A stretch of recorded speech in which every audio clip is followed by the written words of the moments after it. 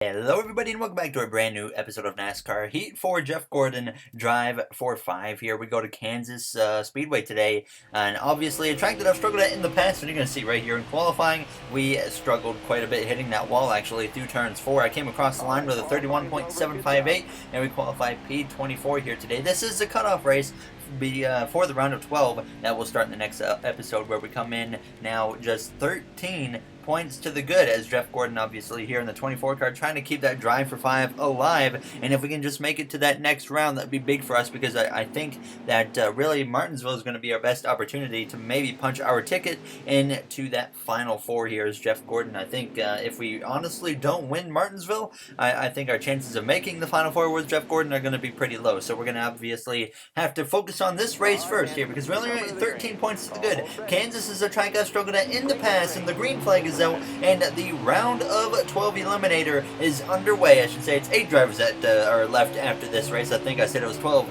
at the beginning of that episode. Now as we go down towards turns 1 on this opening lap here at Kansas Speedway. Obviously not a good qualifying effort, not what we need to have happen, because 13 points can get erased very quickly here in the NASCAR Monster Energy Cup Series. So hopefully we don't have too much of an issue here today. If we can just come out of here maybe with some stage points and then a solid top 10 finish, we shouldn't have to worry too much about the point situation now as we come through on the exit of the corner. Obviously Kansas is one of the best tracks to run this top lane here in NASCAR Heat 4, so you're going to see me up top probably the majority of this race, except for maybe on restarts now as we go through turns 1. Kyle Larson up here on the top, Daniel Hemrick as well. As we come through the center of the corner, we're going to get a little bit aggressive and look to the inside of that 42 as we exit turn 2, going down this back straightaway, trying to make it 3 wide with the Larson and the 3 of Austin Dillon as we went into turns 3, but we wouldn't quite be able to pass that 42 of Kyle Larson using that bottom. Didn't quite work, and we actually got into the wall here now on lap 7 of 19. Chase Elliott to my inside as there's actually a crash up ahead as the caution comes out.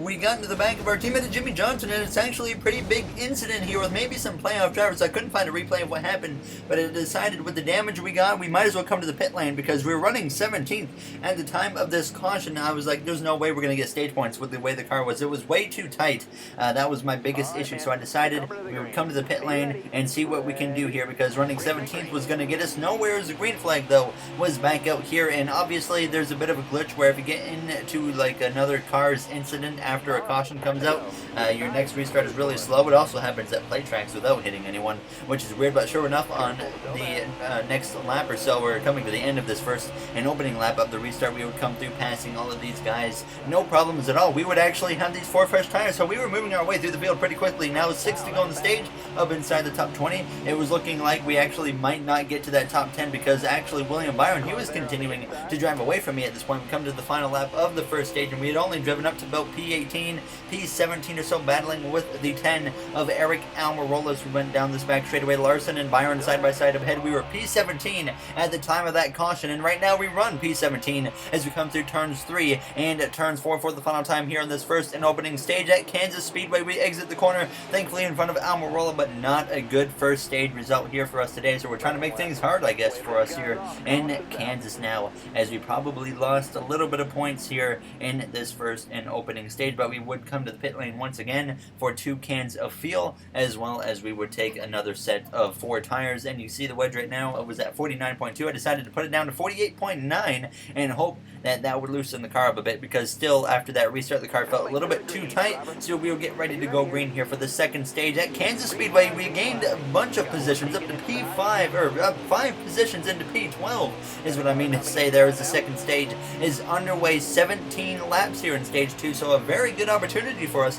to maybe get inside the top 10 and hopefully stay there here in the second stage, because if we can get some stage points here, then that will certainly make our job a little bit easier in that third and final stage to make it to that round of 8 as we go down this back straightaway. A bit of a checkup in front of us for Ryan Blaney as we go down towards turn 3. Almirola and William Byron behind us as we come through the center of the corner. Larson and Blaney both checked up quite a bit, and we were able to gain 2 positions out of that now as we also get past the 22 of Joey Logano and look to the outside of Ricky Stenhouse Jr. as we go down, coming through to complete this first and opening lap of the second stage.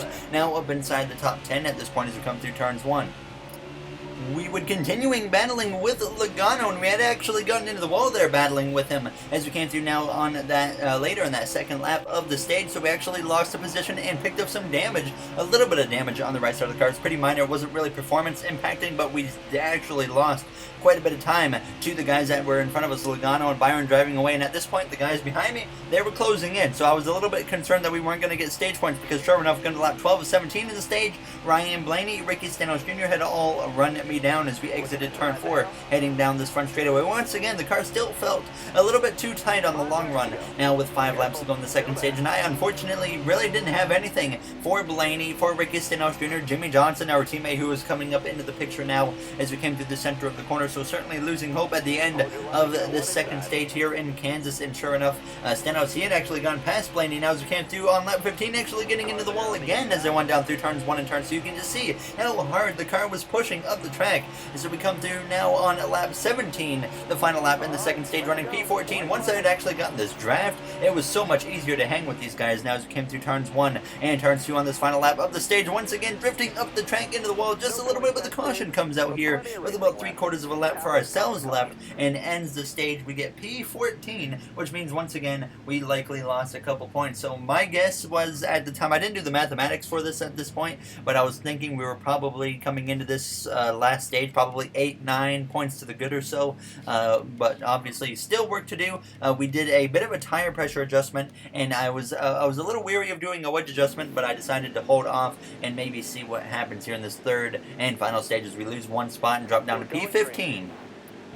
We're ready to go green for stage 3 as it is officially underway. Can we continue this Jeff Gordon drive for 5 by advancing him into the round of 8 here? 25 laps remain in Kansas, so we're about to find out very shortly. Behind us, we've got Denny Hamlin in the 11 car. Eric Almirola started alongside us as we come through turns 1 of the inside of that 42 of Larson. Thankfully, we don't have to worry about him trying to wreck me because this isn't career mode as we go down this back straightaway. Alex Bowman on our outsiders. We're going to make it 3 wide here with McDowell and Stenhouse. We're going to be very aggressive in this third and final stage. Obviously now every position is going to matter for us, so we got to be very aggressive, gain as many spots as possible, especially on this short run, because on the long run it's a bit of a mix up here in NASCAR Heat 4. Sometimes the long run your car is going to be better than the AI, and then sometimes on the long run the AI is going to be way better than you, and unfortunately today here in Kansas the AI is definitely better than us on the long run, so we need to get whatever we can here on this short run here in this first 5 to 10 laps or so as we're going to get aggressive there, just kind of threading through between the 9 and the wall, just barely enough room to make that move work.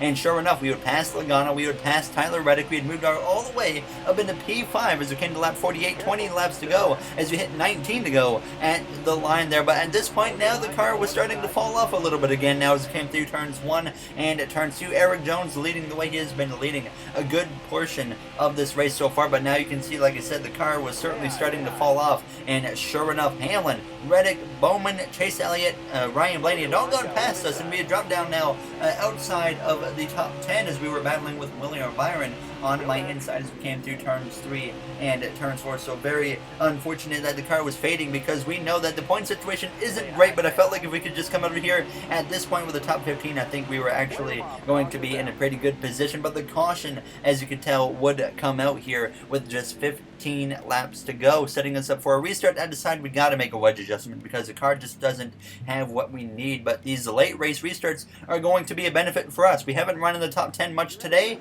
but the short run is where our car prevails. So the caution actually set us back because on the pit stop we lost a bunch of positions because AI didn't take 4 tires. We took 4 tires. Obviously, we dropped down to P26 for this late race restart, but obviously the advantage is in our hands now. We have the 4 fresh tires. We can definitely utilize this quite significantly now as we come through the center of the corner, heading down now this back straightaway, making up all these positions. Obviously we were just outside the top 10 at the time of the caution, running P23 now with at this point just over 10 laps to go, so not a lot of time to be able to move our way forwards now as we come out of turn 4, passing Eric Almirola, and sure enough we would come through now passing Kyle Larson up the inside now on towards the end of lap 57, up inside the top 15, getting aggressive, kind of chopping the nose of the 42 to get to the outside of the 12 of Blaney as we went down towards turns 1, but sure enough, we would find our way up towards the top 10 because we had passed Kevin Harvick to take over that 10th position as we came through turns 3 and turns 4, but now we got an issue behind us. Jimmy Johnson, he goes spinning through the center of the corner, and he's going to collect Kyle Larson as well as he's up in the wall. Ryan Newman and Bubba Wallace both get collected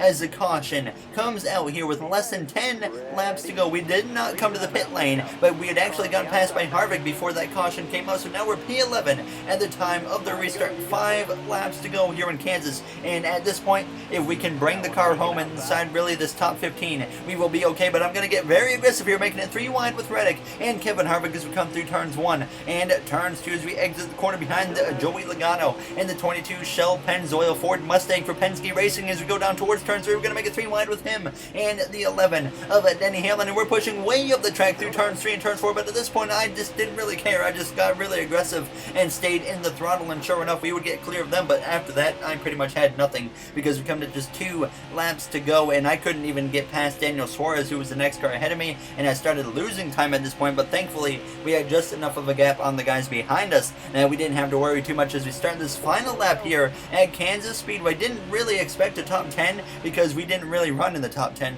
the majority of this race. There's only a couple times where we were able to get inside this top 10 position, but sure enough, here running P8 as we exit turn 2, going down this back straightaway for the final time here in Kansas. And if we can bring it through turns 3 and turns 4 without crashing, we will definitely advance to the round of 8 with Jeff Gordon, keeping the drive for 5 hopes alive now as we come through down this front straightaway. Sure enough, we're going to rally through to get an 8th place finish for Jeff Gordon here at Kansas Speedway. So a great result considering especially how the car drove at the beginning. It wasn't very good. It was really tight.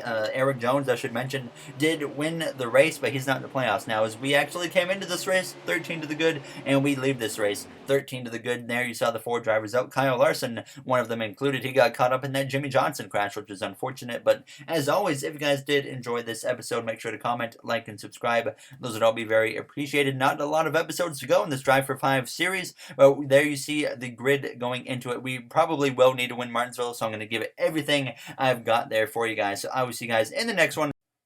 Have a great day, everybody.